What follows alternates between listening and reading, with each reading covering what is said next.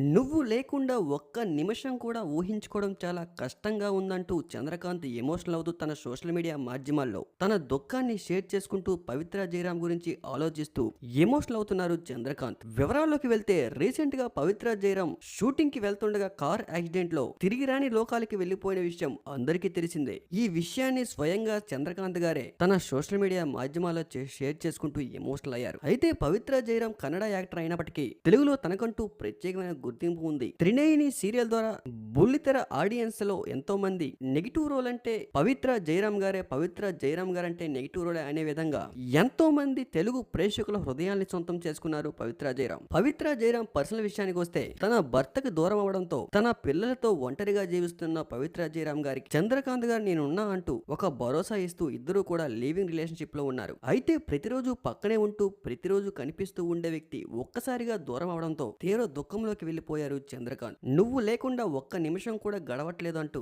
నువ్వు లేని ఈ లోటుని ఎవరూ తీర్చలేరంటూ, ఇంత చిన్న వయసులో మమ్మల్ని విడిచిపెట్టి తిరిగి రాని లోకాలకి వెళ్లిపోతావని కల్లో కూడా అనుకోలేదంటూ ఎమోషనల్ అవుతూ చంద్రకాంత్ తన ఇన్స్టాగ్రామ్ మాధ్యమాల్లో తీవ్ర దుఃఖాన్ని షేర్ చేసుకుంటూ ఉన్నారు. ఈ పోస్ట్ ని చూసిన బుల్లితెర ఆడియన్స్ బీ స్ట్రాంగ్ అన్నా అంటూ ఎమోషనల్ అవుతూ కామెంట్లు చేస్తున్నారు.